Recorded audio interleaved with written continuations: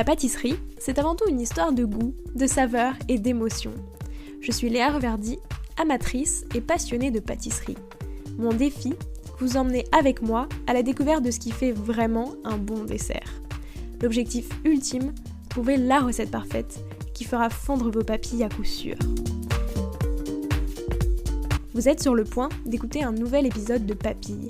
C'est le podcast qui part à la rencontre des meilleurs chefs pâtissiers pour comprendre l'émotion et les saveurs qui les animent au quotidien lorsqu'ils créent leur dessert d'exception. Après cet épisode, à vous de laisser libre cours à votre imagination et de créer les desserts aux saveurs qui vous ressemblent, tout en vous inspirant des meilleurs. Bonne écoute! Bonjour à tous et à toutes, j'espère que vous allez bien. Anthony Nguyen a, certainement comme beaucoup, dédié son confinement de mars 2020 à la pâtisserie. Alors au sortir de celui-ci, il a décidé de se réorienter. Objectif, passer son CAP en candidat libre le plus vite possible. Avant tout ça, Anthony a eu à peu près 1000 vies, au cours desquelles il a par exemple ouvert un restaurant de pâtes avec des amis. Et s'il y a bien une chose qu'il retient de toutes ces expériences, c'est que le travail paie toujours. S'il a toujours aimé le sucré, il ne s'était jamais entraîné corps et âme à faire des croissants ou de la pâte à choux pendant des heures chaque jour. Je ne suis pas sûre d'être talentueux, par contre, je suis très besogneux. Et c'est là la clé d'une reconversion réussie. Avec un peu de passion et beaucoup de travail, on peut arriver à tout. Au menu de cet épisode, la tarte aux pommes, symbole de sa vision de la pâtisserie, l'histoire de sa reconversion, ses conseils pour celles et ceux qui voudraient se reconvertir, et enfin sa passion pour la viennoiserie. Bonne écoute! Bonjour Anthony. Salut Léa. Comment vas-tu? Bien. Je suis super contente de pouvoir discuter avec toi aujourd'hui. Et pour commencer, je voulais parler un petit peu de ton parcours, mais vraiment au prisme des saveurs. Donc déjà, toi, c'était quoi ton dessert préféré quand t'étais petit? Ouais. Je pense qu'il n'y a pas besoin de beaucoup réfléchir. Moi, c'était vraiment la tarte aux pommes. La tarte aux pommes, c'était le premier dessert que mon oncle, qui est chef aujourd'hui, qui a toujours été chef, m'avait fait en fait quand je devais avoir 4 ou 5 ans. Et en fait, je lui avais demandé pour la fête de l'école de me faire une tarte aux pommes. Il l'a faite et il l'a ratée. En fait, il l'avait oublié au four, donc elle a été cramée, donc il en a refait une deuxième. Et du coup, en fait, cette histoire m'est restée et c'est toujours été un peu pour moi mon dessert préféré, quoi. Tarte aux pommes. Et par la suite, ce qui est très marrant, c'est que du coup, j'ai grandi avec la tarte aux pommes Carrefour. La tarte aux pommes toute simple, à l'époque, elle devait coûter, 20 francs. Et c'est une tarte aux pommes vergeoise. Enfin, je trouvais qu'elle était généreuse, super bonne et tout. Aujourd'hui, on dirait que ça serait vraiment pas très bon, mais et en fait, quand on refait une tarte normande, c'est un peu le goût que ça a aujourd'hui. Du coup, c'est ça qui me rappelle un petit peu mon dessert préféré. Donc voilà, c'est tout simple, mais c'est trop bon. Est-ce que tu l'as déjà toi retravaillé pour Oui, alors plein de fois, je l'ai travaillé. Alors, pour la petite histoire, en fait, on en parlera tout à l'heure, mais pendant le confinement de 2020, donc le premier confinement, j'ai fait énormément de pâtisserie, mais genre tous les jours. Et la première chose que j'ai fait, c'est une tarte aux pommes, parce qu'il y en a une qui a été pour moi très iconique, c'est celle de Grelet. Tu sais, celle avec toutes les tranches de pommes coupées à la mandoline, enfin tranchées à la mandoline. Et il fait une belle rosace en hauteur et tout. Et donc, et c'est marrant qu'on en parle, parce que du coup j'avais une petite pointe de nostalgie hier sur le confinement, parce que pour moi le confinement était vraiment bénéfique. Et la photo que j'ai sélectionnée pour faire un petit montage, c'était justement les 6 premières tartes aux pommes que j'avais faites. J'ai dû monter entre 23h et 1h du matin. Et en fait, ça prend énormément de temps en fait, à trancher et à monter. Donc ouais, j'ai travaillé, je crois que aussi long que je m'en rappelle, c'est la première fois que j'en faisais une toute simple. Non, parce qu'elle était pas simple. Ouais. Mais disons que celle qui m'a marqué que j'ai faite. Donc en vrai, la tarte aux pommes, c'est un vrai dessert qui a un impact dans toute ta vision de la pâtisserie finalement. Ouais, parce qu'en fait, si on l'a fait tout simplement, parce que pareil, alors je dis que c'était mon dessert préféré, mais encore une fois, mon oncle, dans son resto, ils font une tarte fine à la pomme. Donc pareil, c'est comme une tarte aux pommes, sauf qu'on voilà, on met juste de la pâte feuilletée et un peu de compote et de la pomme. Mais c'est vrai que oui, sous toutes ses formes, la tarte aux pommes, c'est vraiment un résumé de la pâtisserie parce que y a une pâte, il y a une compote qu'on peut travailler, il y a le fruit, et si on veut chercher un peu, on peut faire aussi un crumble.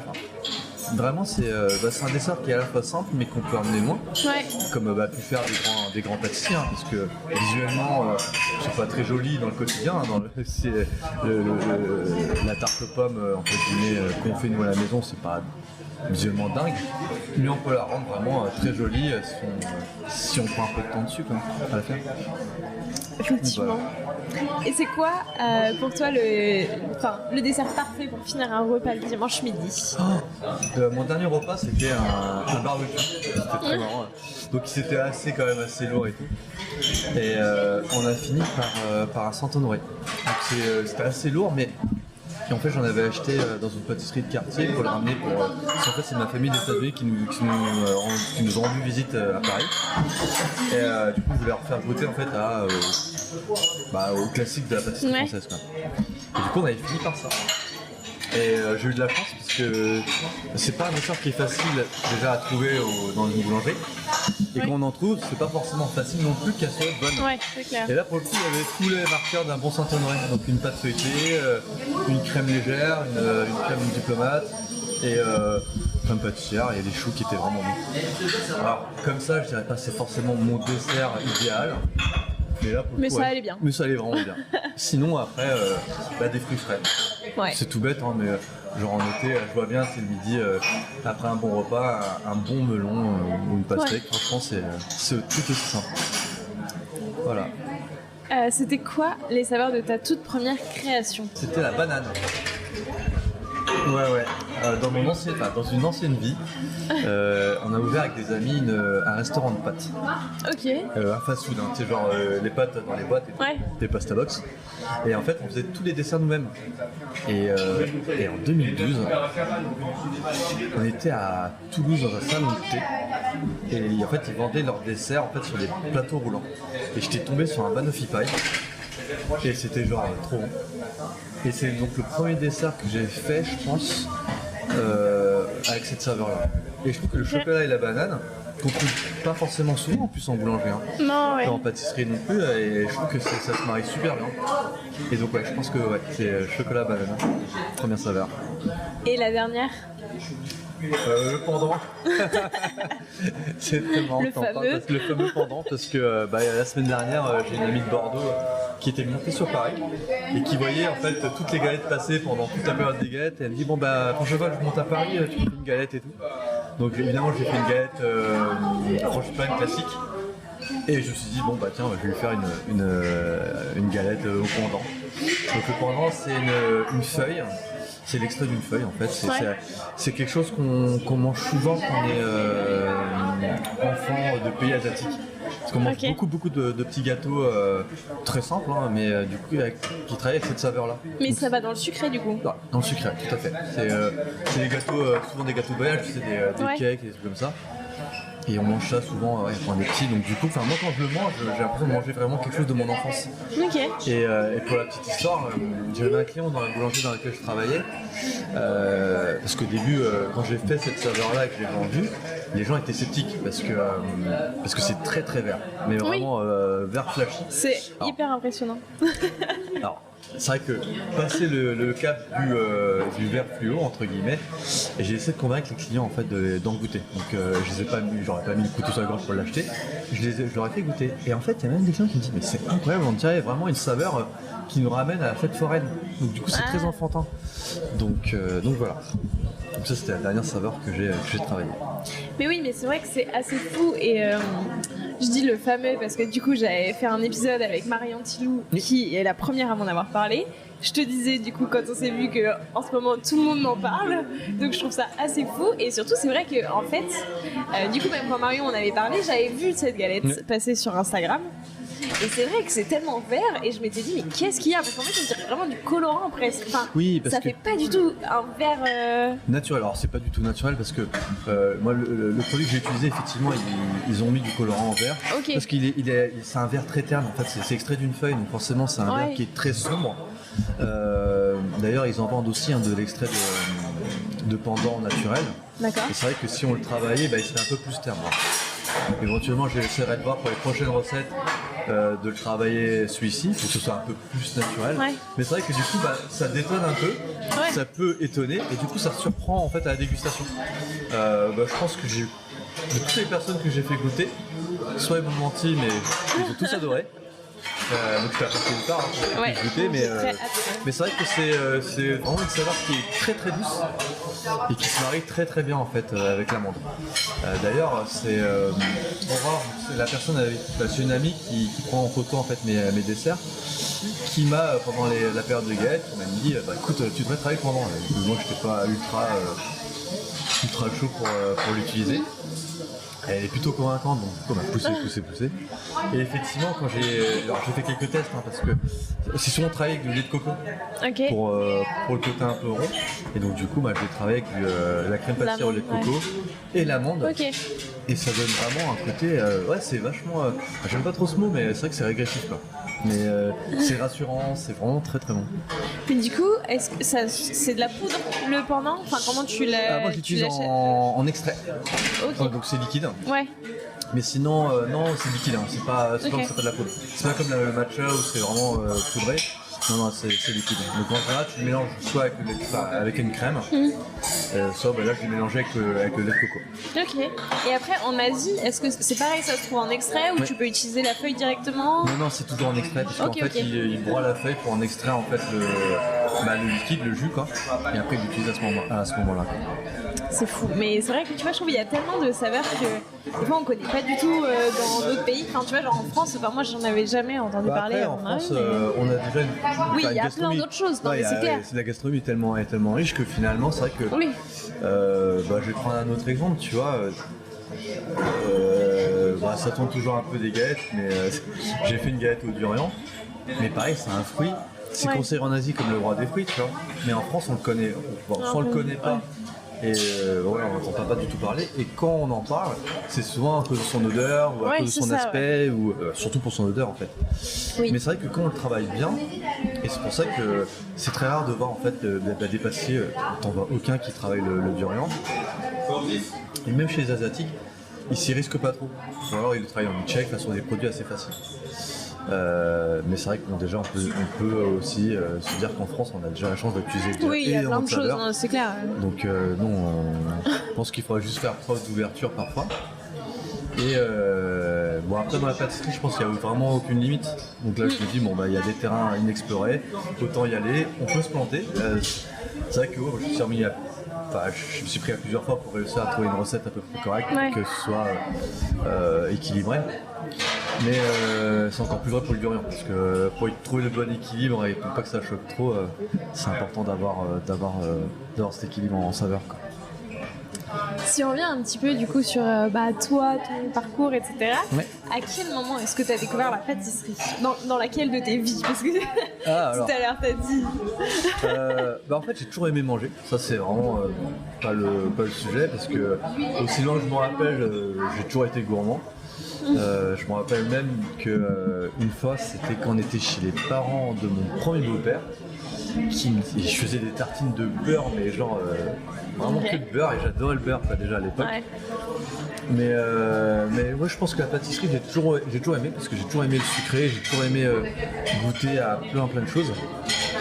Quand j'étais au lycée, j'avais dit à ma mère que je voudrais passer en fait je sais plus, c'était un bac pro hôtellerie. Et évidemment, encore aujourd'hui, mais il y a 20 ans, même bien avant et même encore aujourd'hui, passer un bac pro ou un CAP, c'est vraiment une voie de garage. Et c'était pas considéré du tout. Encore aujourd'hui, malgré tous les grands chefs et les émissions télé autour de la cuisine ou de la pâtisserie, c'est encore considéré comme pas une voie de garage, mais un peu quand même. Donc du coup, j'ai suivi des études générales, j'ai fait une carrière en fait dans le retail. Et je me suis vraiment intéressé à la pâtisserie, comme je t'ai dit tout à l'heure, au confinement.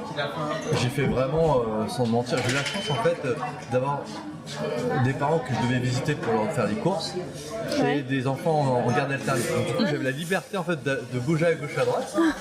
Et donc du coup je cuisinais vraiment tous les jours. Et je pâtissais tous les jours. Et du coup je pouvais emmener en fait toutes les pâtisseries en fait, à mes parents, aux mères des enfants pour liquider un peu entre guillemets tout ce que je faisais. Et ils étaient convaincus que j'avais un don. J'étais convaincu que j'en avais pas. Mais du coup ça me plaisait ça me plaisait vraiment et je persévérais. Je te parlais tout à l'heure de la tarte aux pommes que je voulais faire comme Cédric Grolet. Bah, j'en ai fait genre une quinzaine. Ah ouais? Ouais, j'ai fait en format de 2 personnes. Okay. Et genre j'en ai fait une quinzaine pour arriver à peu près au stock que je voulais quoi. Et à cette époque-là, je partageais toutes ces photos-là sur WhatsApp avec les groupes d'amis parce que je pense que les liens se sont vachement soudés en fait pendant le confinement, donc on se parlait beaucoup sur WhatsApp. Et du coup, les amis étaient ouais, c'est trop bien et tout.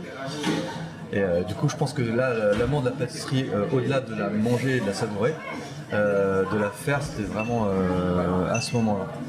Parce que au-delà de la manger, c'était vraiment le partager en fait qui me faisait vraiment plaisir. Ouais. Parce que je pense que la pâtisserie et la cuisine de façon générale, je pense que c'est tout aussi beau de la partager que de la faire. Je pense que toi comme moi, je pense que quand tu fais un repas, un dîner pour ta famille, ou quand tu es en charge du repas de Noël pour la famille, je pense que c'est tout aussi important de le partager que de bien le faire. Et je pense que c'est là où j'ai vraiment senti que j'avais un affect vraiment pour le partage. Et la pâtisserie était juste le moyen de le faire.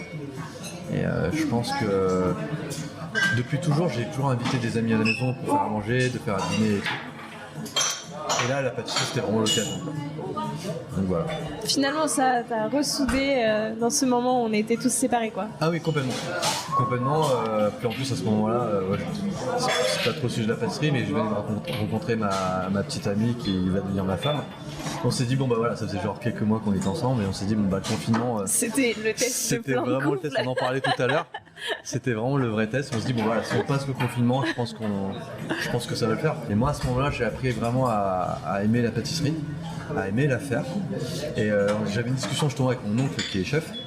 Je me rends compte, il se rendait compte à l'époque, toute la masse de travail qu'il y avait à faire de la pâtisserie à la maison, parce que faire de la pâtisserie en fait domestique, il faut avoir du matériel, il faut avoir de la place, et puis ça génère une vaisselle pas possible. D'ailleurs, je pense à une pâtissière que je suis sur Instagram, s'appelle Chiara Safaghi. Elle fait tous ses ateliers chez elle, et je me dis, elle fait une quantité astronomique, mais chez elle. Mais après, je pense que voilà, on a tous des cuisines différentes. J'ai une cuisine qui est correcte, hein. Mais c'est vrai qu'après coup, je me dis aujourd'hui, mais comment j'ai pu faire toutes ces pâtisseries dans une cuisine de Nessie, quoi. Et franchement, j'ai dû faire parce que j'ai commandé le robot pâtissier genre le 25 mars je crois, 25 mars, et je l'ai reçu 3-4 jours après, et Amazon a dû suspendre en fait toutes ces livraisons pour concurrence de L'Oréal, tu te rappelles à l'époque. Et en fait j'ai eu mon robot là, et puis il a été tellement rentabilisé, il a fonctionné de 7h du matin jusqu'à minuit le machin quoi. Et donc voilà, et à la fin du confinement, j'ai eu comme beaucoup des appels du CPF, je crois. Et j'avais complètement oublié qu'il y avait ce système-là, parce que cette aide, enfin même pas, c'est parce qu'on cotise nous-mêmes, mais j'avais quand même un paquet d'argent là-dessus, j'étais assez surpris. J'avais quelque chose comme 1500 €, donc ce qui est énorme quoi. Et donc c'est là où je me suis inscrit en fait en candidat libre pour un CAP pâtissier. Ok, donc tu l'as fait en candidat libre. Ouais, l'année de la réforme en plus. Donc j'avais strictement aucune idée comment passer un CAP pâtissier, mais tout ce que je savais quand j'ai reçu les dossiers d'inscription, c'est qu'il fallait faire absolument 14 semaines de stage en pâtisserie. C'est devenu obligatoire. Du coup, j'étais assez étonné. Ouais, et déjà, je savais même pas que c'était pas obligatoire, parce que je me dis, c'est quand même des métiers où. Non, mais parce que. C'est vrai. Quand on fait des métiers comme boulanger, mécanicien, ou je sais pas, pâtissier, je me dis, c'est quand même bien d'apprendre auprès de professionnels. Quoi. Et là, c'est la première année où ils le rendaient obligatoire. Donc là, il faut se rendre compte qu'on est au mois d'octobre, et qu'il fallait que je fasse mes 14 semaines de stage avant le 6 janvier de l'année suivante. Donc c'était octobre 2020 2020, ouais. Ok. Et il fallait que je passe les 14 semaines de stage avant le 6 janvier de l'année 2021. Et là je me dis, Oui, c'est ça possible, ça va être chaud. Après je me dis, bon, on va tenter le coup quoi. Et donc du coup j'ai regardé le plan de Paris, parce que moi j'habite dans le sud de Paris, au fin de la Bicêtre. Et j'ai regardé là où il y a le plus de densité de boulangerie-pâtisserie. Et en fait, je peux me tromper là aujourd'hui, mais dans le 15e, il y en a quand même un bon paquet. Donc j'ai fait un footing dans tout le 15e, donc j'ai parcouru de Porte de Versailles jusqu'ici, jusqu'à rue Lormel. Et j'avais vu à peu près une quinzaine de boulangeries. Alors j'avais pas de CV sur moi, mais je voulais juste rencontrer les patrons. Et je leur expliquais un peu ma situation et pour la faire courte, je suis tombé sur un boulanger dès le début qui m'a regardé de haut en bas avec les yeux un peu qu'est-ce qu'il fait là ce gars-là, en plus en jogging. Et je lui ai expliqué que bon bah voilà, c'est juste pour avoir en fait un stage de 14 semaines, je lui ai expliqué un peu mon projet. Il m'a rappelé 20 minutes plus tard, il me dit bah c'est ok. Gros miracle. Ah oui, alors qu'en plus c'était... Ouais. Donc gros miracle parce que du coup j'ai pu passer donc, les 14 semaines de stage avant le 6 janvier de l'année suivante. Et j'ai vraiment bien appris quoi. Et je me demande encore comment on fait les gens qui ont passé le CAP sans passer de stage quoi. Voilà, ils sont très très bons à la maison, très très doués. Ouais. Oui, parce que comment est-ce que pendant le confinement, quand tu as commencé à faire tes desserts, est-ce que tu imaginais passer le CAP à la fin? Du tout. Bah non, c'est ce que je disais en fait. Alors, on a la chance d'être. Enfin, à cette époque, c'était en 2020, mais YouTube, Instagram, c'était vachement développé déjà, oui. Et donc du coup, j'ai beaucoup appris grâce à YouTube. Enfin, j'ai suivi. Je sais pas combien de vidéos. Alors, c'était Charles et Ava que j'ai beaucoup suivi. J'ai regardé genre 50 vidéos d'eux. La pâte de Dom aussi. Je savais pas, mais à l'époque, il avait fait des émissions sur M6 du meilleur pâtissier ou du meilleur gâteau, je sais plus. Où je regardais en fait des vidéos, mais de base, genre comment foncer une tarte ou comment faire une compote, des choses simples. Donc du coup, je passais mon temps avant mon téléphone en cuisine et faire en même temps le fonçage, les dorures. Mais à ce moment-là, en fait, je savais pas du tout ce que j'allais passer le CAP quoi. Quand est-ce que tu l'as décidé? Quand j'avais en fait une idée de business. Okay. Je voulais à l'époque, en fait faire un chariot ambulant, tu sais comme les crêpes, mais avec des tartes. Genre tu fais des fonds de tarte, tu les gardes 10 minutes et tu les vends sur un chariot. Et je me suis renseigné et en fait c'est considéré comme de la pâtisserie fraîche. Et tout business en fait qui concerne de près ou de loin en fait de la pâtisserie fraîche, il faut que tu aies un certificat d'aptitude professionnelle. Du coup, CAP. Okay. Du coup, j'étais obligé de passer un CAP pour pouvoir ouvrir un. En fait, pour ouvrir une boulangerie-pâtisserie, en fait, t'es obligé d'avoir soit le CAP boulanger, soit le CAP pâtissier. Ok. Alors que, tu vois, par exemple, si tu ouvres un restaurant, t'es pas obligé. T'es pas obligé du tout en fait. Donc, c'est très spécial. Donc, du coup, c'est pour ça que j'étais à l'écoute du CPF et en même temps, j'ai passé mon CAP quasiment dans la foulée. En plus de mon travail de l'époque. Ouais.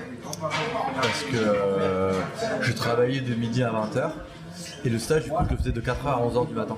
Donc j'enchaînais en fait mes journées comme ça pendant bien 2 mois, le temps du stage quoi.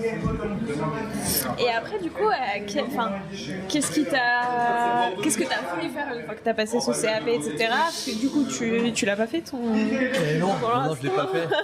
Non, en fait, à l'issue du stage, je m'entendais vraiment très très bien avec le patron de la boulangerie. Il s'appelait Joël. C'était donc dans sa boulangerie, plein d'artisans dans le 15e. Et en fait, je pense que quand on est passionné par quelque chose, donc au-delà d'apprendre les choses du quotidien dans la pâtisserie, j'étais vraiment curieux. Et du coup, je me dis, maintenant, je m'étais libéré en fait de mon travail principal. J'étais du coup au chômage.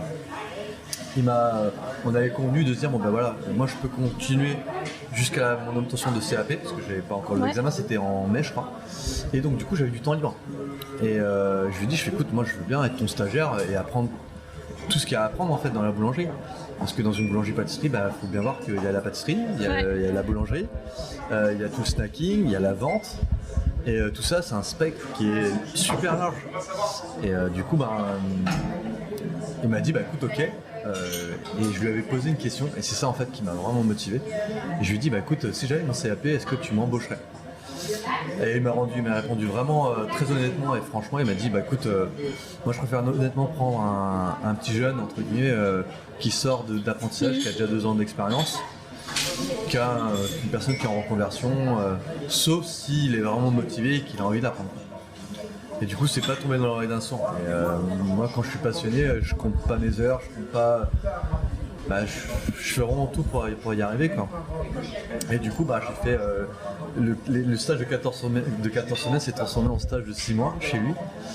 Et j'ai énormément appris, quoi. C'est là où j'ai appris toutes les bases, on va dire, de la pâtisserie, de la pâte à choux au fonçage, au croissant. Enfin, c'est tout bête, hein, mais avant de connaître la pâtisserie, je savais même pas qu'il y avait un métier qui s'appelle une personne qui s'appelle, qui est tourrier, quoi. Ouais. Je ne savais même pas que ça existait, quoi. Alors que bon, j'allais passer mon CAP. Mais ouais, effectivement, ouais, c'est des métiers vraiment passionnants, mais qui nécessitent vraiment beaucoup de pratique. Parce qu'on peut être. Moi, je me considère pas comme talentueux, mais vraiment comme quelqu'un qui est besogneux. Donc, du coup, si j'arrive pas du premier coup, j'essaierai jusqu'à temps que j'y arrive, quoi. Il y en a qui arrivent du premier coup et tant mieux. Franchement, je suis vraiment content pour les personnes qui ont un talent pour ce qu'ils entreprennent. Moi, voilà, comme je t'ai dit, pendant le confinement, j'en ai fait, refait. Pour la préparation du CAP, c'était pareil. J'en ai fait, refait et refait. Et du coup, c'est devenu vraiment une passion parce que j'aimais bien vraiment commencer une recette. D'ailleurs, j'étais très étonné en fait que dans la pâtisserie, c'est très segmenté. Il va y avoir quelqu'un qui va faire la pâte, une tierce personne qui va faire la crème, et une autre personne qui va faire le montage, et évidemment une autre personne qui va faire les finitions, et évidemment une autre personne qui va la vendre. Et du coup, j'ai essayé de remonter en fait tous ces fils-là et faire tout pour justement jusqu'au client. Moi, ce que j'aimais beaucoup aussi, c'est qu'on avait la chance d'avoir un laboratoire qui était ouvert sur le magasin.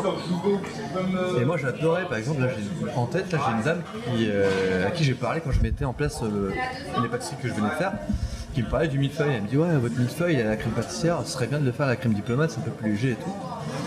Mais du coup, c'est bien d'écouter un peu les gens qui goûtent, quoi, les clients tout simplement. Et donc, donc pendant ces 6 mois-là, j'ai continué vraiment à apprendre et à me rassurer pour le CAP. Là, j'ai des gens sur Instagram qui viennent me poser des questions, me demander si je peux les aider à faire la pâte à croissant et tout. Et du coup, en ce moment, les candidats, ils stressent vachement.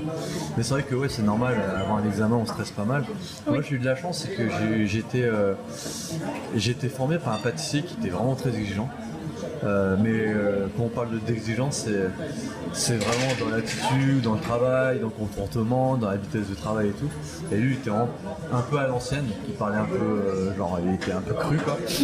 Mais du coup, ça met vraiment vachement Il me disait toujours que si on prend des bases bancales, forcément ta pâtisserie, elle sera toujours bancale, quoi. Et du coup, c'est important de douter. Mais je me dis que j'étais conscient aussi de ce que je savais faire et que ça allait bien se passer.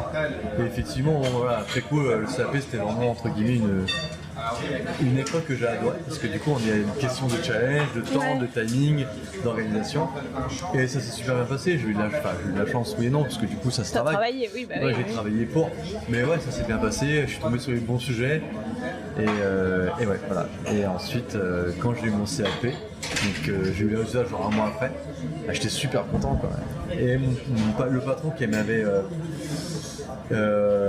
laissé l'opportunité de faire le stage chez lui pendant un certain temps, il m'a dit bon écoute, si t'es ok, j'ai une place pour toi autour. Et là je lui ai dit t'es sûr et tout, tu m'as dit que tu voulais prendre un apprenti et tout. Et aujourd'hui c'est devenu un ami, hein. Cette personne, je l'adore vraiment parce qu'il a vraiment des vraies valeurs humaines et des valeurs professionnelles, mais c'est vraiment une belle personne. Et il m'a dit non, je pense que tu peux faire du bon travail et le tour, ça peut, si tu aimes bien faire des croissants, ça peut être sympa. Et c'est là où j'ai vraiment appris à faire la base du métier de tour, parce que au CAP pâtisserie, c'est vraiment 90% de pâtisserie et tout ce qu'on va dire pâte à croissant, pâte feuilletée et tout, c'est vraiment à peine 10-15% du programme, entre guillemets. Okay. Donc je connaissais pas vraiment le métier. Et c'est lui qui m'a appris par la suite. Donc, quand j'étais salarié, qui m'a appris vraiment les bases de ce métier. Ça, j'ai très envie d'en parler avec toi aussi, mais avant, j'ai 2 petites dernières questions. Déjà, qu'est-ce que tu retiens de toute cette expérience-là, de tout le CAP, etc. Qu'est-ce que ça t'a... Je me dis qu'il n'est jamais trop tard. Il n'est jamais trop tard pour apprendre. Et surtout, il n'est jamais trop tard de faire ce qu'on aime vraiment. J'ai toujours aimé ce que j'ai fait, ce que j'ai entrepris. J'avais entrepris une carrière dans le prêt-à-porter en tant que manager. J'ai commencé vendeur, j'étais manager ensuite. Mais c'est vrai que dès que la passion s'en va, c'est difficile en fait de continuer à faire ce qu'on entreprend.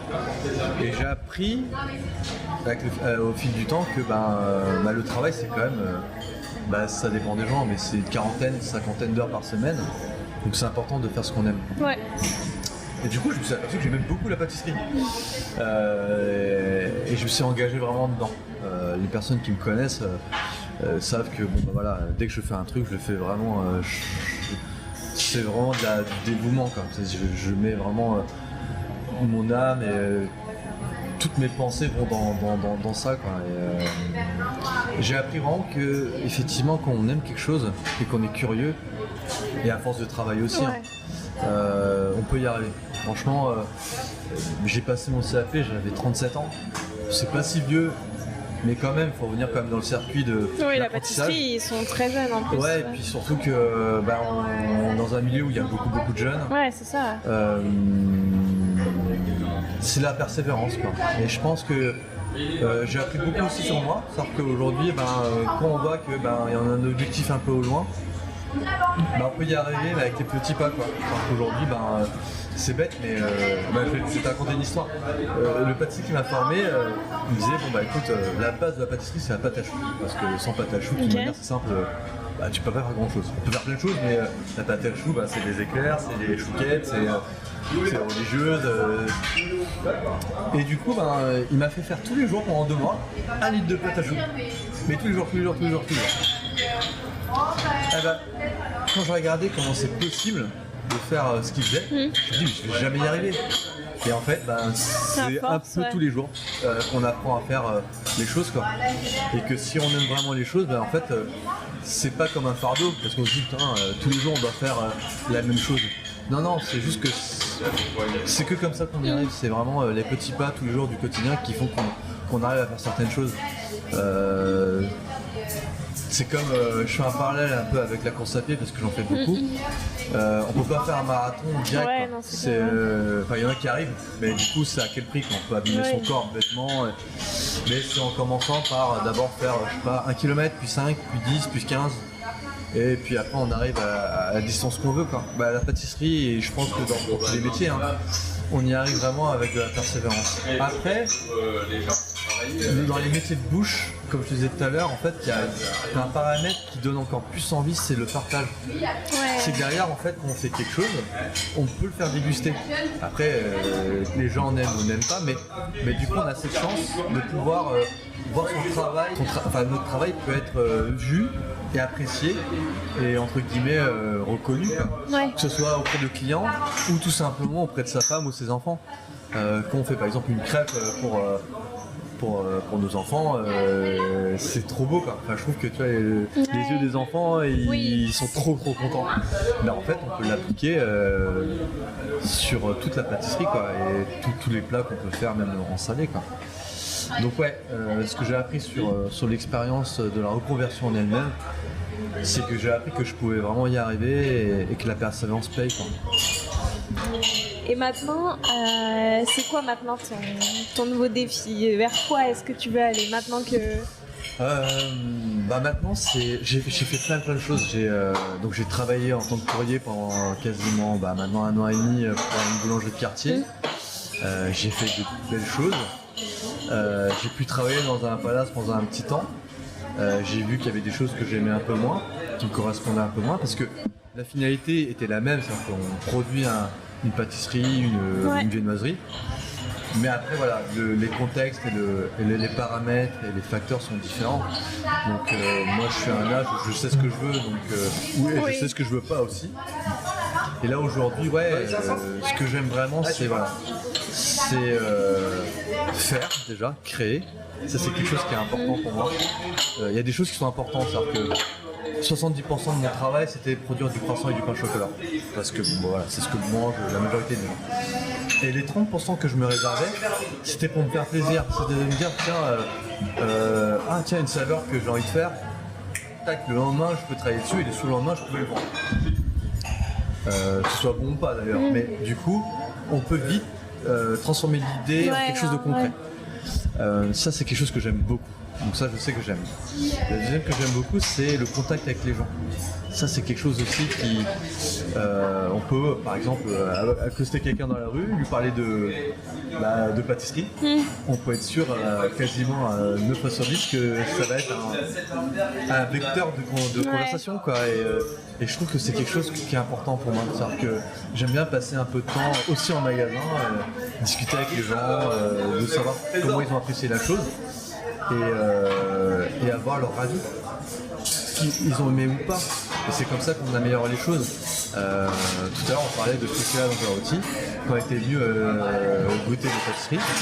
Alors évidemment, on se dit, est-ce que c'est bon ou pas? Et en fait, ce qui est important pour moi, c'est le ressenti des premières secondes. Ça ne peut pas tromper. Quand on aime, on va tout de suite. Et quand on n'aime pas, on va encore plus rapidement.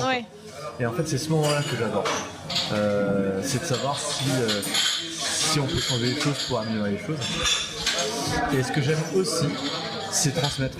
Alors, j'ai pas la prétention de dire que... Alors, je suis loin de savoir 100% de mon métier.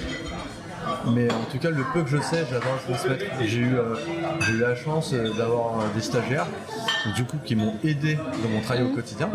Mais il faut savoir aussi bien travailler avec. C'est-à-dire qu'au début, ils savent rien, comme moi j'ai commencé. Mais si on investit du temps et du savoir-faire dans ces personnes-là, qui aussi sont soit en reconversion, soit en apprentissage, soit en stage de découverte, on peut vite travailler ensemble, donc ça va être des partenaires, des collègues, et qui peuvent vite évoluer.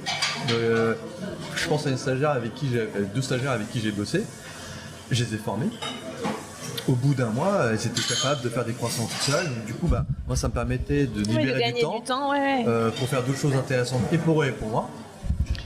Et du coup, je me suis aperçu la formation, la transmission et même, et c'est pas pour rien que dans ces métiers-là, la transmission, c'est vraiment le cœur du métier. C'est pour ça qu'il y a autant d'apprentissage. Et c'est pour ça que je pense que dans un futur un peu plus lointain, parce que je veux rester en prod, parce que c'est important la production, parce que le toucher de la pâte, fabriquer on va dire la viennoiserie, c'est vraiment un besoin. Là je vois, ça fait 2-3 semaines que j'en ai pas fait, ça me démange vraiment. Et du coup demain je vais filer un coup de main à une amie qui m'a demandé si je pouvais l'aider à voir comment il produisait et tout. Et du coup, je lui dis, c'est avec plaisir, quoi. Mais produire, vendre, parce que c'est important, la relation client, et transmettre. Ça, c'est vraiment les choses que j'aimerais faire aujourd'hui et peut-être développer demain dans un futur assez proche, quoi. Et tes Dark Minutes, c'est toujours un projet? Les Dark Minutes, alors je me suis rendu compte qu'il y a quand même pas mal de freins à être entrepreneur. Je vais te répondre d'une façon très large, parce que là on parlait d'un chariot tout à l'heure pour rigoler. Mais aujourd'hui, il faut savoir que pour entreprendre, il faut avoir la fibre entrepreneur. Entrepreneuriale. Aujourd'hui, quand on est entrepreneur, c'est beaucoup de contraintes. Enfin, que je vois comme contraintes, ça va être des contraintes administratives, ça va être des contraintes de ressources humaines, ça va être des contraintes de factures, ça va être des contraintes... Donc en fait, quand on est entrepreneur, c'est 24 heures sur 24. Quand on a une boulangerie, je le vois avec la boulangerie à laquelle j'ai travaillé, c'est 24 heures sur 24, 7 jours sur 7. C'est-à-dire qu'on a un four qui tombe en panne, il faut trouver une solution. On a une vendeuse ou un pâtissier qui vient pas parce qu'il est malade, il faut trouver une solution. On a la hausse des prix sur la matière première, c'est 30% qu'on se prend en plus sur une année. Il faut trouver des solutions pour traiter ces factures-là. Pareil, on a beaucoup parlé d'électricité, mais tout ça, ce sont beaucoup de contraintes. Et en plus de ça, il faut gérer tout ça. Parce que moi, j'ai toujours travaillé dans les très grandes entreprises où il y avait un département qui s'occupait des RH, un département qui s'occupait du marketing, un département qui s'occupait de la prod. Ouais, alors là, tu dois tout faire. Et là, tu dois absolument tout faire, quoi. Et ça, c'est pas quelque chose dans lequel je suis bon, il faut être honnête. Moi, si j'avais une boulangerie, si j'avais, je sais pas, 1 million d'euros et que j'ouvrais une boulangerie, je suis pas sûr qu'elle soit rentable. Parce que du coup, c'est quand même compliqué d'être entrepreneur et je pense qu'il faut être honnête avec soi-même. Je serais pas un bon entrepreneur. Je serais un bon employé, je pense. Ouais. Mais c'est vrai que non. Et donc, du coup, à mon échelle, même un chariot, on va dire une roulotte ambulante, je saurais le faire tourner correctement, vendre des beaux produits, mais ça va vite me saouler de devoir gérer les factures. C'est pas quelque chose qui me plaît. Moi, ce qui me plaît, c'est vraiment la création, la production, le relation client. Donc peut-être partenaire minoritaire, mais pas du tout entrepreneur. T'en as parlé, du coup, les viennoiseries. Qu'est-ce qui te plaît exactement dans la viennoiserie? Pourquoi est-ce que ça te fascine autant? L'odeur. Je sais pas si tu es déjà promené à 7h du mat dans Paris, ou dans n'importe quel endroit. Mais particulièrement dans Paris, en fait, quand tu vas traverser une rue, je sais pas, on va prendre la rue de Vaugirard, tu as peut-être 15 boulangeries, et tu as cette odeur en fait de beurre qui donne trop envie. Tout à l'heure, on parlait de la tarte pomme pour me dire, voilà, ton dessert préféré, mais moi, le croissant au beurre, c'est genre, je peux en manger. D'ailleurs, j'en ai mangé 3 dans 3 boulangeries différentes, tu vois, et je m'en lasserai pas. Parce que je trouve que c'est un produit qui est tellement simple, tellement bon, que du coup, je sais pas, c'est quelque chose que j'adore. Mais je t'avoue qu'avant de faire ce métier-là, je me suis jamais posé la question si c'était un mec spécifique qui le faisait. Pour moi, c'était un boulanger qui le faisait, quoi. Et ce qui est vrai, dans la plupart des cas, dans une boulangerie, ce qui est important et ce qui est indispensable, c'est un boulanger et un pâtissier. Mais la personne qui fait exclusivement de la boulangerie, c'est un peu la première personne dont on n'a pas besoin, on va dire, pour faire tourner une boulangerie. Donc c'est pour ça que le piège un peu de boulangerie, c'est de tomber souvent sur des croissants industriels parce qu'ils n'ont pas le temps et parce que c'est un choix aussi. Une boulangerie, tu peux pas te dépasser d'un boulanger, ni d'un pâtissier, mais par contre un tourrier, tu peux vite t'en passer parce que tu peux acheter des croissants industriels. Ils peuvent être très très bons, mais voilà. Et du coup, c'est quand mon ancien patron qui m'a présenté le métier, il m'a dit faire des croissants, c'est comme ça. Je suis vraiment, ça peut paraître un peu bateau ce que je vais dire, mais je suis vraiment tombé amoureux du métier, mais instantanément, quoi. Parce qu'il y a un côté répétitif, parce que pour y arriver, il faut faire, refaire, répéter, que j'ai beaucoup aimé. Ok. Parce que du coup, en fait, tant qu'on n'y arrive pas, on refait. Et du coup, c'est comme un challenge. C'est con, mais on y va, on refait. Et quand même on y arrive, faut y arriver 200 fois, 300 fois, autant de fois qu'il y a des croissants en fait. Et c'est ce côté-là qui m'a beaucoup plu. Et puis l'air de rien, c'est ce qu'on mange aussi tous les matins et c'est ce que mangent beaucoup de gens.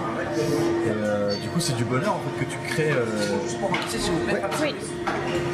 Je t'invite. Mais tu vois, c'est ce côté-là un peu qui m'a plu. C'est ce côté vraiment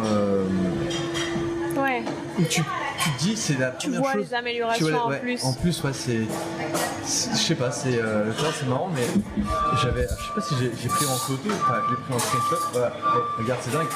À 13h, j'avais pris, c'est mes premiers croissants. Et je me suis jamais dit parce qu'en fait, quand tu prépares le CAP, tu essaies de t'appliquer un peu. Ça, c'était les croissants du CAP. Mais tu t'attends pas à ce que tu peux améliorer les choses en fait tout le temps. Et c'est un métier en fait où on réécrit un livre tous les jours. Avec la boulangerie, le pain, tous les jours en fait tu te remets en question. C'est-à-dire que tu repars de zéro, tu pars avec de l'eau, du lait, de la farine, et tu refais la recette tous les jours. Et ce qu'il y a, c'est que du coup, si tu te plantes, bah du coup bah tu recommences. Ouais. Et c'est ce côté-là en fait que j'aime. Et puis comme je disais tout à l'heure, c'est vraiment le bonheur de procurer que tu peux procurer aux gens, quoi. C'est assez bête, mais manger un croissant, ça peut paraître anodin, parce que c'est anodin au final. Ouais. Tous les matins Oui, à 7h du mat, les gens qui prennent leur croissant, c'est un geste qui est quotidien. Bah tu vois, regarde, il y a une dame qui est rentrée avec un croissant dans la main. Mais pour moi, c'est vraiment le symbole du petit bonheur. Je suis arrivé à un stade de la vie où on se dit, les petits bonheurs de la vie, c'est aussi une petite victoire. Et tu vois, le croissant représente ça pour moi. Voilà. Sur, globalement, tu vois, toute ton expérience en pâtisserie, boulangerie, etc., c'est quoi la chose qui t'a le plus surpris? Tu vois, avec tes yeux j'ai fait d'autres métiers, j'ai fait plein d'autres choses avant. Ouais. Et du coup, j'arrive, c'est un milieu que je connais pas et je vois ça parce que tu vois, je trouve que c'est facile en fait quand on commence un peu une expérience d'avoir un peu ce truc d'étonnement et de se dire tiens, ça je m'y attendais pas. Ouais. Et en fait, ça fonctionne comme ça. Alors, il y a tout le tourrier du coup, mais est-ce qu'il y a d'autres choses? Ce sont des métiers où tu as la chance de travailler avec des passionnés. Et je pense sincèrement que dans les métiers de bouche, alors je parle des gens qui sont vraiment passionnés par leur métier, mais je pense qu'il y en a beaucoup plus qu'on ne le croit en fait dans ces métiers-là. C'est la passion qu'on peut y mettre au quotidien. Là, ce qui m'a vraiment surpris et étonnant, et de façon très positive, hein, c'est quand j'ai travaillé justement avec des jeunes dans un palace. Ils étaient vraiment dévoués dans leur travail et tu sentais vraiment la passion dans chaque geste, dans chaque application en fait. Ils s'appliquaient parce qu'on sentait cette passion-là. Et je la retrouve aussi chez mon patron, chez qui j'étais formé. Tu sentais que dans le regard, dans la gestuelle, dans l'attitude, tu sentais vraiment de la passion. Et en fait, dans n'importe quel autre métier, tu n'en trouves pas cette passion-là. Enfin, quand j'étais chez manager chez Zara, alors ouais, tu peux manager de façon passionnée, mais tu sens que c'est un travail. Tu vois, tu peux avoir la volonté d'évoluer pour grimper socialement entre guillemets, mais tu sens pas tu sens pas le cœur vraiment. Et là, tu sens vraiment que c'est le cœur qui parle en fait dans ce que tu fais. Et c'est vrai que quand tu dégustes quelque chose, c'est pareil, ça peut paraître un peu bateau de dire ça, mais tu sens quand tu manges quelque chose quand c'était fait avec le cœur. Et c'est dans ça en fait que moi qui m'a beaucoup surpris dans ce métier. C'est quand tu découvres ça, bah tu te dis bah ouais c'est trop bien quoi. Et franchement ouais, c'est ce qui. Je peux pas te parler de technicité surprenante parce que bah oui tout est surprenant du coup quand tu apprends un métier. Mais c'est surtout quelque chose qui est assez abstrait finalement. Ouais. Mais c'est vraiment la passion des gens qui vont mettre dans chaque geste du quotidien. Tu vois. Ça peut paraître bête, mais tu vois, par exemple, façonner une baguette, c'est un geste qui est répété peut-être 1000-1500 fois par jour. Mais quand quelqu'un le fait passionnément, c'est trop beau à voir. Ouais. Et tu sens que c'est vraiment une chorégraphie presque. Quelque chose qui m'a beaucoup marqué aussi, c'est quand t'entends en fait le bruit de la spatule pour ramasser entre guillemets le pain. T'entends en fait ça fait une certaine rythmique et tu vois c'est limite tu vois c'est presque dansant quand t'entends ça quoi. Et c'est vrai que je suis habitué à faire des journées qui sont très très longues, mais quand on aime ce qu'on fait du coup finalement ça passe super vite tu vois. Enfin, quand tu commences à 15h tu finis à 14-15 heures ou même un peu plus, bah t'as pas vu ta journée passer parce que du coup t'aimes ce que tu fais quoi. Enfin, je vois pas ça comme un labeur. En fait. Oui. Et ce serait quoi tes conseils un petit peu à soit des gens, tu vois, qui hésitent à se reconvertir, soit des gens qui viennent de se reconvertir, enfin, toi, un petit peu, le toi du confinement, les conseils que tu... Alors, ceux qui voudraient faire une reconversion, bah, faut pas hésiter parce que clairement, en fait, il y a des choses qui aident en fait à faire la reconversion, donc c'est le financement des études, enfin, en tout cas des centres de formation. Si je peux donner un conseil, c'est jamais révéler le montant qu'il y a sur le CPF au centre de formation parce qu'en fait ils prennent tout. Bah sinon par exemple ils vont dire bon, écoutez vous avez combien sur votre compte, bah je sais pas 900 €. Oh bah la formation coûte 900 €. Ouais. Alors que bon si on reste évasif sur le montant, on peut négocier un montant qui soit à peu près correct quoi. Ensuite c'est donc faut pas hésiter vraiment. Et je pense que aujourd'hui, encore plus aujourd'hui, on doit travailler un peu plus longtemps. autant faire ce qu'on aime. C'est vrai qu'on est tenu par des choses qui sont financières souvent. On a un crédit pour l'appartement, on a même la vie de tous les jours, on est en train de vivre. Moi j'ai de la chance entre guillemets, c'est que j'ai réduit mon train de vie. C'est sûr que quand on est dans le secteur du prêt-à-porter, on gagne beaucoup plus. Du coup je suis sorti un peu moins, je fais moins de choses, mais je fais en échange quelque chose que j'aime. Donc du coup voilà, il faut savoir aussi réfléchir aux impératifs et aux contraintes financières auxquelles on doit faire face, parce que c'est vrai que c'est pas facile de recommencer à zéro. Faut se dire que quand on commence pâtissier, tu recommences vraiment à zéro. Ouais. Si tu vas toucher 1400, 1500 € net par mois, quand on est habitué à gagner le double, voire le triple, voire même le quadruple, c'est vrai que c'est quand même difficile. C'est une décision à prendre. Donc ça c'est vraiment le premier conseil que je peux donner, c'est déjà faire le point sur ses comptes et voir si on est prêt à faire ce sacrifice-là. Si on est prêt à faire ce sacrifice-là, se dire voilà, si on est persuadé qu'on aime ce qu'on fait, il faut vraiment y aller. Et après, quand on est dedans, du coup dans le processus, c'est vraiment du travail. Il ne faut pas lâcher, il faut persévérer. Et c'est des métiers où c'est très répétitif. Donc tous les matins, pendant 6 mois, on va peut-être faire les mêmes macarons, on va faire les mêmes crèmes, on va faire les mêmes biscuits, on va faire les mêmes croissants. Mais c'est le prix aussi à payer pour y arriver, quoi. C'est-à-dire que du jour au lendemain, on ne peut pas construire quelque chose aussi facilement. Et la pâtisserie, c'est ça aussi. Je pense qu'il n'y a aucun chef, aucun pâtissier qui du jour au lendemain est arrivé à faire ce qu'il fait aujourd'hui. Donc il y a la persévérance. Et après, pour le CAP en lui-même, je pense sincèrement qu'il faut savoir douter de ses capacités et se remettre en question, mais il ne faut pas se laisser envahir par le stress. Parce que ça reste une épreuve, je dis pas qu'elle est facile, mais ça reste une épreuve qui a la portée des gens qui ont étudié, qui ont bossé toute une année ou 2 ans. Parce qu'une pâte à choux, à un moment donné, on sait la faire. Il ne faut pas douter de ne pas savoir la faire. Il faut juste savoir se dire, je sais la faire, tout va bien se passer. Il faut juste être attentif, être concentré sur des choses qui ont été apprises et faites des milliers de fois finalement. Tu vois, c'est bête, mais quand tu as fait une pâte à choux pendant 2 ans, tu te rends compte que tu as fait peut-être, n'importe quoi, 5000 choux. Donc tu en as juste à en faire 10 au jour du CAP. Oui, et ça va aller. Et ça va aller en fait. Il faut entre guillemets dédramatiser un peu le CAP, quoi. Enfin, franchement, c'est une épreuve qui est pas facile parce que c'est 3 jours, il me semble maintenant, c'est 2 jours d'épreuve pratique et une journée d'écrit. Et c'est 2 jours à 5 heures d'épreuve. Mais moi je l'ai un peu pris comme un truc genre comme Top Chef. T'as 5 heures pour faire ça, ça, ça et ça. Là tu vois, pas plus tard qu'il y a 2 jours, j'ai quelqu'un d'Instagram qui est venu me parler et qui m'a dit écoute, est-ce que tu as un conseil à me donner? Je fais écoute, le conseil que je peux te donner c'est juste c'est bien de douter, mais il faut aussi savoir que tu sais faire, bien t'organiser. La chose la plus importante c'est bien s'organiser. Moi je sais que j'ai commencé un quart d'heure après tout le monde, mais c'est juste que j'ai pris le temps de savoir qu'est-ce que je vais faire en premier, ordonnancer un peu tout le travail. Et c'est comme ça qu'on fait dans la vie de tous les jours. C'est qu'on fait une liste de choses à faire et on sait par quoi commencer et tout. Et après, on a juste à dérouler ce qu'on a fait quotidiennement pendant le stage, même chez eux. Il y a un paquet de gens que je vois sur Instagram qui préparent le CAP chez eux. Ils font des choses extraordinaires, mais ils doutent encore. Et c'est normal de douter. Je dis pas que c'est pas bien de douter, au contraire, c'est important de se remettre en question, mais il faut pas se laisser envahir par le stress. Ça c'est vraiment la chose qui est importante, quoi. Parce que je suis sûr et certain que ça se passera bien.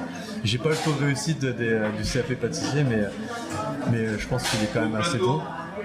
Donc faut pas se laisser envahir par le stress. Et après pour les personnes qui ont obtenu le CAP, il faut savoir aussi mettre son ego de côté. C'est important parce que on va se retrouver à travailler avec des gens qui ont peut-être 10, 15, 20 ans de moins. On va gagner peut-être un salaire qu'on a gagné il y a 10-15 ans.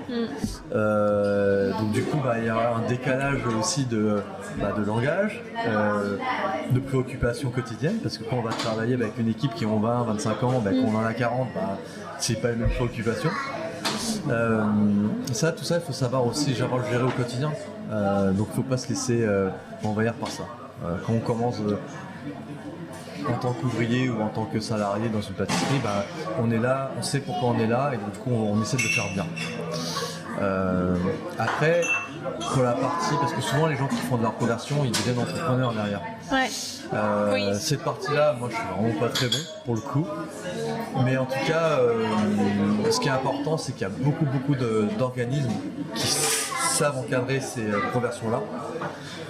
Moi j'ai des amis, enfin c'est Arnaud Quebuche qui est fondateur de Tartelette, chez qui j'ai fait une semaine de stage aussi pendant le cadre du CAP, qui est aussi une personne qui est en conversion. Ouais. Du coup lui il a fait énormément d'erreurs, ou pas, mais il a expérimenté. Ouais. Il a suivi les conseils de personnes, et là au bout de 3-4 ans de business, voilà, il sait que les choses qu'il a faites, des choses qui sont pas bien, des choses qui sont un peu moins bien, donc du coup aujourd'hui, c'est marrant parce qu'on s'est vu il y a 3-4 jours, lui son projet maintenant c'est justement essayer d'aider les personnes qui sont en reconversion, qui cherchent à faire de l'entrepreneuriat. Mais c'est vrai que quand on fait de la reconversion, la chose la plus importante elle est mentale. C'est surmonter beaucoup d'efforts et d'obstacles entre guillemets qui sont dans la tête, parce qu'au final c'est un métier qui est passionnant. Si on l'a choisi, c'est par passion, c'est pas pour, entre guillemets, au début c'est pas pour l'argent, c'est pas pour gagner de l'argent, c'est pour se rendre utile, parce que c'est pas pour rien aussi qu'il y a beaucoup de reconversions dans les métiers dits concrets. Surtout depuis le confinement. Ouais, surtout depuis le confinement. Donc, mais c'est aussi, voilà, c'est un métier qui, au-delà de l'argent, te rapporte aussi beaucoup de bien mentalement. Ouais. C'est bête, mais quand on est satisfait de ce qu'on fait, déjà on est satisfait de notre travail. Et je pousse encore le bouchon, c'est que si on arrive à la maison et qu'on partage ce qu'on a fait, c'est vachement gratifiant, quoi. Ouais. Et donc du coup c'est gratifiant pour la santé mentale, et toutes ces choses-là, c'est des choses qui sont importantes aujourd'hui. Et ce sont des choses que j'ai appris en fait au fil du temps, c'est que j'ai appris un métier que j'ai apprivoisé, qui m'a adopté aussi finalement. Parce que c'est un monde qui n'est pas facile non plus, parce que c'est un monde, j'ai eu de la chance, je suis tombé sur vraiment des belles personnes qui ont voulu partager, qui ont su transmettre. Parfois c'était un peu rude. Mais il y a eu des moments où c'était vraiment passionnant d'écouter les gens travailler. Mais il faut savoir s'accrocher aussi, parce qu'on peut tomber aussi sur des gens qui sont pas sympas, faut le dire aussi, parce que c'est aussi des grands noms, parce que c'est aussi des caractères. Mais par contre, sont tous un point commun, quoi qu'on en dise et quoi qu'on peut penser et quoi qu'on peut juger. C'est que la pâtisserie, c'est beaucoup, et bon là on parle de bonne pâtisserie, c'est beaucoup d'exigences, beaucoup de rigueur, et ça ce sont des maîtres mots pour moi dans le métier, quoi. Je pensais l'être un peu, et quand j'ai travaillé dans le monde du palace, je me suis rendu compte que j'étais à des années-lumière de la rigueur. Après voilà, ça s'est bien passé, c'était pas le problème, mais c'est vrai que on se remet vachement en question de ce que c'était, moi je me suis remis en question de ce que c'était la rigueur et l'exigence. Et du coup ça passe par des choses complètement élémentaires, ça passait par l'hygiène, la propreté, travailler sur un plan de travail qui soit toujours nickel. Et ça ce sont des choses qu'on apprend dès le début. Alors du coup je reviens un petit peu sur les conseils qu'on peut donner quand on fait de la reconversion. La rigueur, elle passe par ça, elle passe par les méthodes de travail, l'organisation. Quand on a un plan de travail qui est organisé, dans la tête c'est organisé. Ouais. Mais pareil, dire ça si ta tête c'est le bordel, forcément ton plan de travail, ton marbre il est un peu bordélique, quoi. Et du coup parfois, je le suis pas naturellement. C'est pas quelque chose que j'ai dîné. Du coup j'essaie de me dire ah merde c'est un peu le bordel, je remets les choses en place, quoi. Et c'est souvent des choses d'ailleurs qu'on m'a gentiment reproché. Mais du coup, je me dis, bon, ok, si on me l'a reproché, c'est que je dois m'améliorer sur ça. Mais ce sont des choses qui sont vraiment élémentaires pour réussir dans la pâtisserie ou même dans la cuisine de façon générale.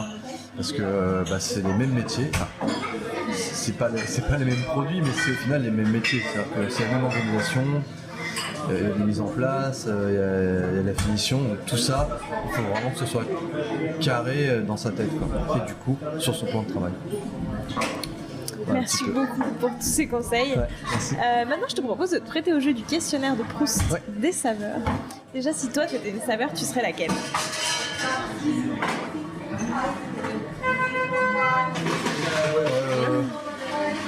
Ça va être un peu bateau, mais la vanille.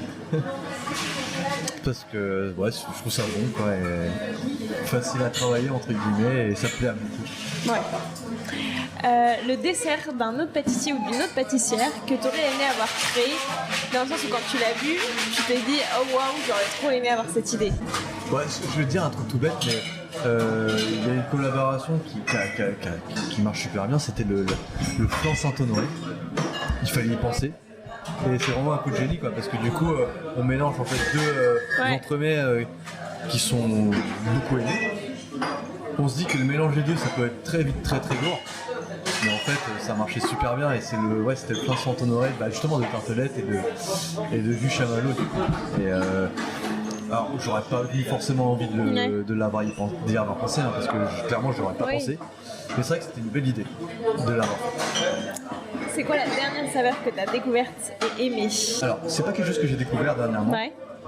Mais c'est un ingrédient, une épice que j'ai vu travailler différemment, c'est la fève de tonka. Ok. Qui a été utilisée dans un levain de lait. Ok. Et qui a été utilisée aussi dans une pâte à brioche, tout simplement. Et c'est vraiment très bon. Parce que du coup ça aromatise, ça donne du caractère entre guillemets sans vraiment non plus tuer le produit quoi. Mais ça donne une petite note légère très bonne.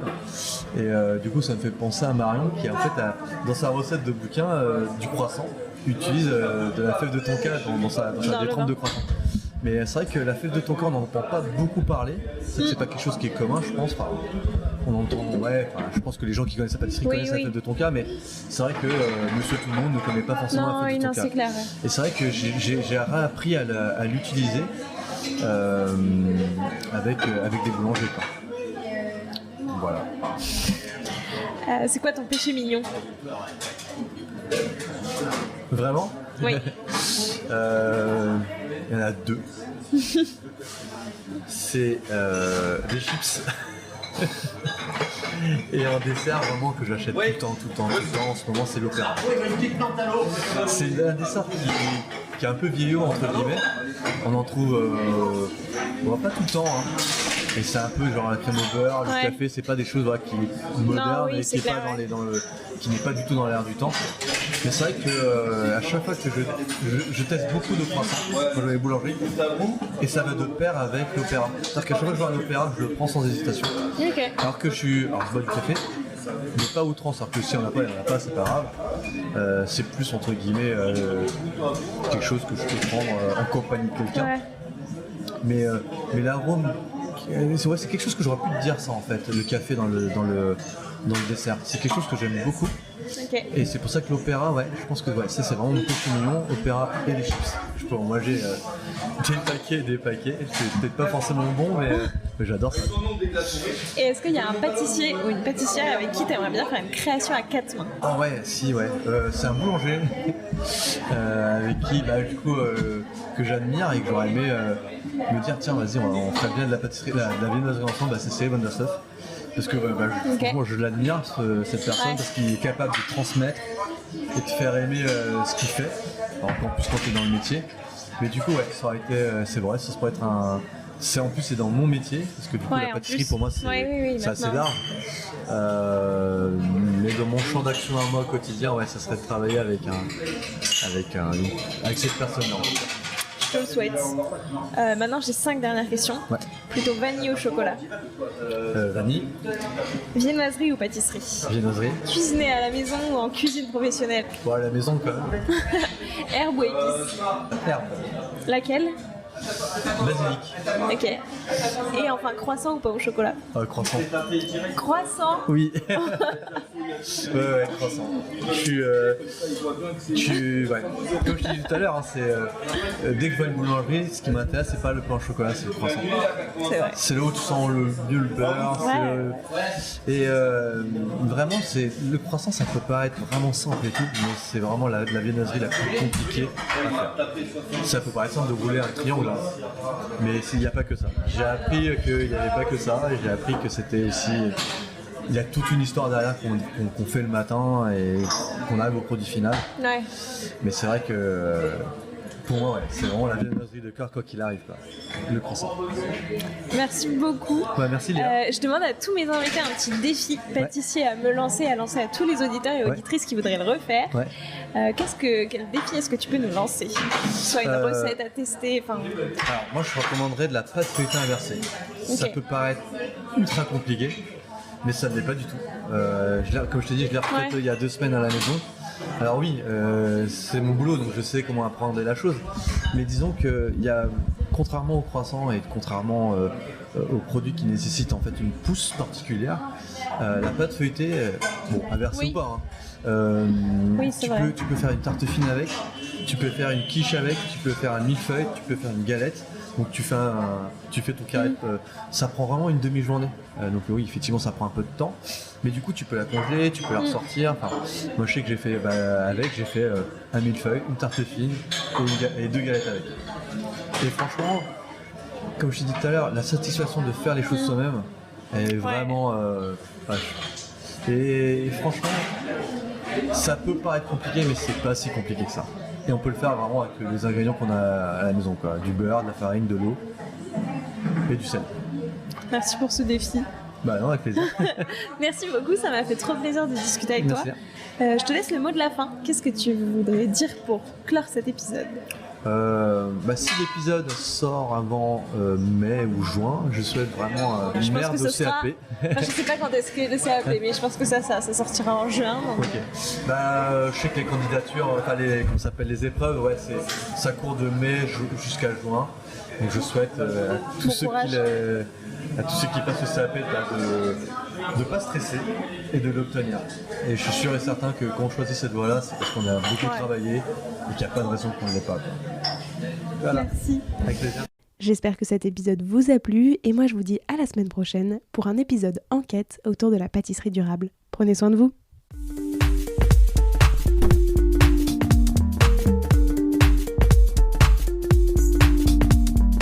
Alors, quel sera votre prochain dessert ? Merci d'avoir écouté cet épisode jusqu'au bout. S'il vous a plu, n'hésitez pas à le partager aux gourmands qui vous entourent. Et si vous voulez soutenir Papille, 2 choses. La première, notez l'épisode 5 étoiles sur Apple Podcast et laissez un joli commentaire. La seconde, vous rendre sur papillepodcast.com, sans oublier le S de Papille, et vous abonner à la newsletter pour être prévenu de la sortie des prochains épisodes et des articles que j'écris régulièrement. À bientôt!